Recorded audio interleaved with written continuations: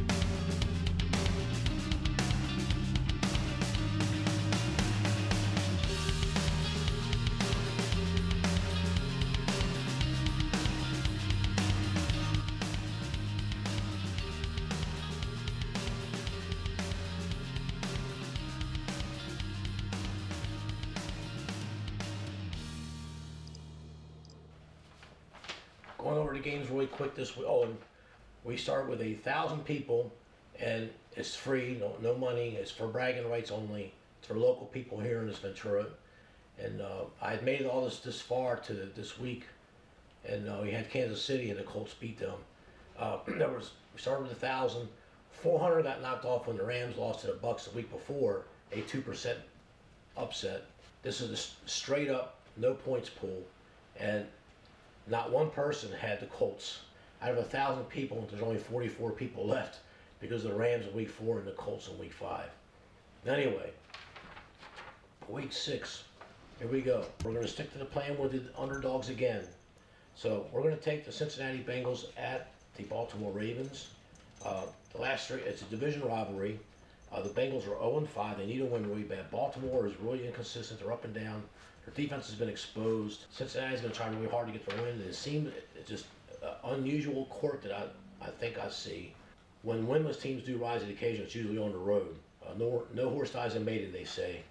And I'm looking for the Bengals to put in a decent performance. Second pick, we're taking the Houston Texans plus 4.5.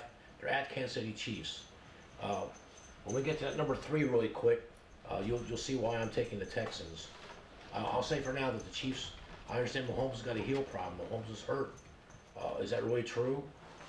We talked about the sophomore jinx in a couple other videos, and now I got some handicappers that are on wagertalk.com, and some other people are saying, we try to explain to people that the Chiefs were a fraud. Well, they have one of the worst defenses in the NFL. How that team can advance deep in the playoffs like they did last year remains to be seen. And I said on my video last year that they were lucky to be where they were at because of the defense. We think the Texans are starting to gel, that Deshaun Watson, he's a force to be reckoned with. I just don't think the Chiefs can stop this guy. I'm looking for a close game, maybe a field goal type game. The overtime game ends in a field goal. Game number 3. This is the one I'm getting the most ridicule from as we film here. We're going to take a home dog, the Miami Dolphins plus 3.5, hosting the winless Washington Redskins. They're both winless. They both have not won a game. Last week we had took the Redskins and all those points against the Patriots because I had said on that video, if you watch that video, I'm looking for a great showing from the coach John Gruden to save his job. So my thinking was right, just the results were wrong. I look for the Dolphins to show up here, and I just think the Redskins are in disarray. and they're going to put forth some effort. All teams are going to put forth some effort. But when we get to number 3, we'll talk more about why I'm taking the Dolphins. Pick number 4. This is the second one, the second biggest one I'm getting some flack on. I'm taking the Arizona Cardinals home dog against the Atlanta Falcons. We're getting 2.5 points on the fixed Westgate line. They're moving in different directions. I think the Falcons are crashing really bad.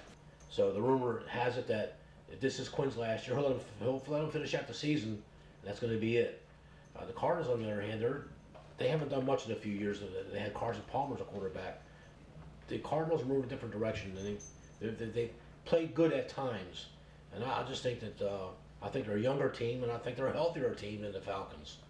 And we're going to go ahead with the Pittsburgh Steelers. Are playing their 4th string quarterback against Chargers. Now, but we're getting 6.5 points, which is a lot more than getting the 2 points versus the Titans game. I saw the press conference. I usually don't watch these, but I was waiting for something to download and that turned on. That happened on the LA Chargers webpage, and sure enough, there's the coach Anthony Lynn. I can't believe it. My team didn't try. I mean, he threw his team under the bus. Now, what's that a sign of? That's a sign that he's a young coach and he's very good. And I like the guy. I wish him well, like I wish everybody else well. But he's on the verge of losing his team. I'm going to take the Pittsburgh Steelers. That Tomlin, he may be losing the team too, but it's a different way of losing the team. You got to remember, on the sideline, he's still got Ben Roethlisberger, who's been with him since Roethlisberger came into the league. I just think that if you got 2 teams here where the coaching losing their players, you got to stick with the ones that had 3 head coaches in 50 years. That's the Pittsburgh Steelers. The Chargers are up and down. They can't stay in San Diego. A lot of distractions with them. Although I'm a big fan of Philip Rivers, who was an underrated quarterback, Tomlin is not that great of a coach. He inherited the Bill Cowher team from years past, and he got a Super Bowl out of him, and he lost one. And the Chargers are also the most banged up team in the NFL. Now the Steelers are too. They have their 4th-string quarterback, but they got 8 number 1 draft picks on the defense. The defense has played well at times. The Chargers defense has not played that well, although they're loaded too. But I think the Steelers got the better defense, and they're getting 6.5. I'm going to jump on the 6.5, and those are our 5 picks. Recap really quick. We're taking the Cincinnati Bengals plus 11, the Houston Texans plus 4.5, Miami Dolphins plus 3.5, home dog. The Arizona Cardinals plus 2.5, home dog.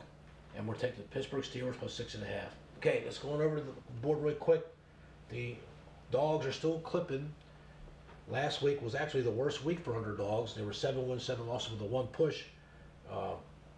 The Rams, Seattle was Seattle -1 was home. That's the first push of the year, which is unusual. There's usually a push or 2. There usually be 3 or 4 pushes by this time, and getting to week 6. Okay, so let's talk about the home teams. Home teams were 7 wins and 8 losses last week. That's, okay, that's 500. But I'm telling you, I'm looking for that to really go the other way. I'm really looking. There's going to be some weeks where 11 and 12 home teams are going to win. So I'm waiting for that week. The 7 factors. The 7 factors in handicapping a ball game. I'm going to go for descending order. The 7th factor. 7th factor. We'll start with the false record. Okay, what's a false record? It's a team that has stolen a couple wins early and made it look like they're a 500 team or better. But this year, let's just say it's going to be the New York Giants, and I should have seen that last week, and I took them against the mighty Minnesota Vikings on the road. They were terrible on the road, but I should have known that Minnesota knows that too, and they turned around. They were pretty impressive. It's going to be the revenge spot. Revenge spot's a team that has nothing to do with division rivalries here. Revenge spot is, hey, we owe them a beatdown. And the perfect classic spot for a revenge spot is when the Rams hosted the Saints and they spanked them week 2 this year. I knew Drew Brees got hurt, but the Rams were already winning that game handily. Anyone watched that game from start to finish like I did? I watched them live at the Crony Sports Bar. I watched them in the rewind. The rewind, you can really watch the game. The Saints have a tremendous offensive and defensive line, and the Rams were pushing them around most of the time. Number 5 is it's called just enough. Good enough for government work. Just enough. The perceived superior team gets the big lead, and in the second half they coast or they put in the second string. I saw Baltimore do that this year. New England did that. This is the perfect example of the backdoor cover. This is why I put this for handicappers to pay attention. New England's up 30-0, okay, but they're spotting the just 21.5, right? and New England's defense was playing lights out ball. The Jets had 3 first downs, and 2 of them were by penalty. So, I mean, they were not moving the ball. Lo and behold, New England goes back to punt the ball, and the New England punter fumbles the ball, and the Jets guy rolls the end zone and scores a touchdown. 3 plays later, it's Stidham from the backup, throws a pick six. Next thing you know, it's the finals. And Belichick gets mad. He puts Tom Brady back in. He puts his first string back in. After he's saying we're to play 60 minutes of football. I mean, it tricked me during the press conference. And so I thought New England's going to put the pedal to the metal like they've always done under Belichick. He runs up scores. He hates the Jets. He takes the Jets personally. And I thought for sure this was going to be like a 56-0 beatdown. And they were on their way. And then that backdoor cover cost us a lot of money. And I keep saying I'm going to print that round robin. It was the one leg we lost with that game. The Jets made a backdoor cover with the 14 points that New England gave them. Not even on defense. It was other crazy stuff.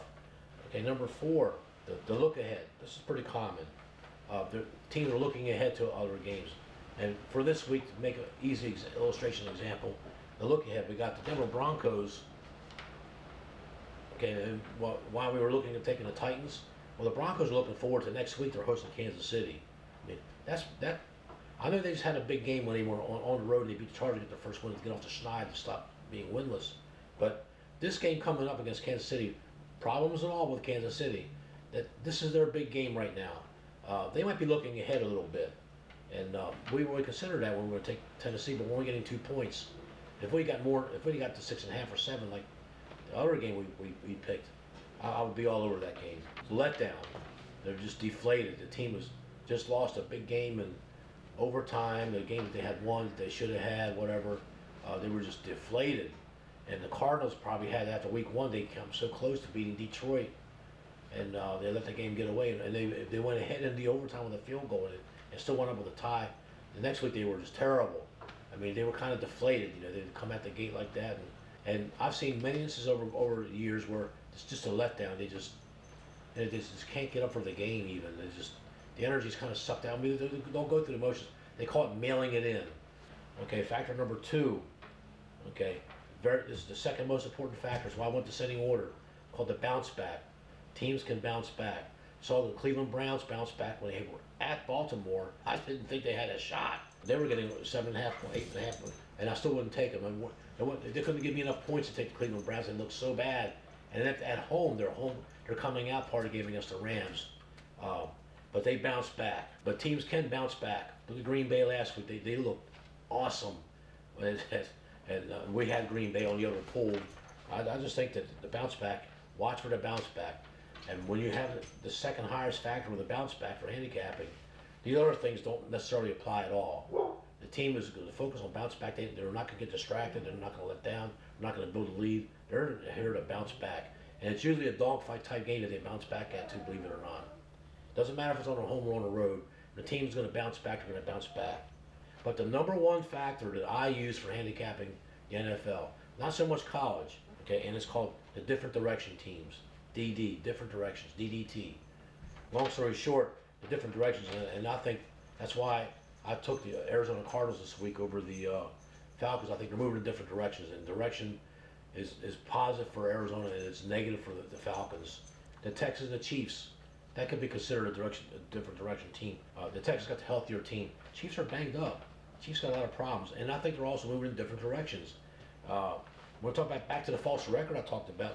Item number 7 was that the Texans, they were 0-3 last year. That's a false record the other way. But they were playing well.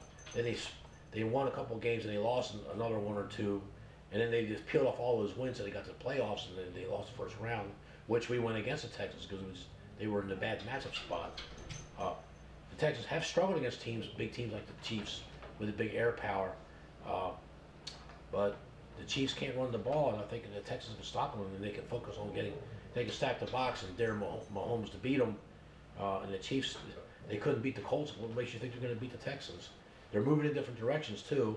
I think the Texans are on the way up, and I think the Chiefs are on the way down.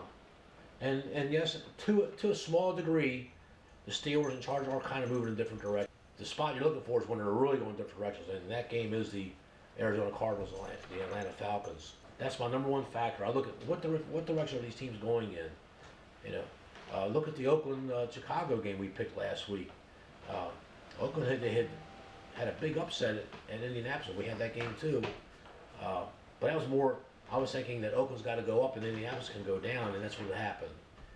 But they have to be a little more careful because Chicago's got a great defense. So we're gonna bounce back this week. Our goal was 5-0 every week. So we're stepped up to handicapping and put a little more time into it. I even delayed it a day to do the filming because I wanted to do a little more research on the Redskins Dolphins game. Sometimes the public gets them right, and what I mean by that is, usually the public is wrong, but sometimes the public is going to get it right, or else they would just stop completely. The game stops completely. They got to be right once in a while. So let me word it to you like that. Remember, entertainment only. Always a great day to be an American. Thank you. We're going to go 5-0. 5-0, folks. 5-0. And see you next week. Thank you.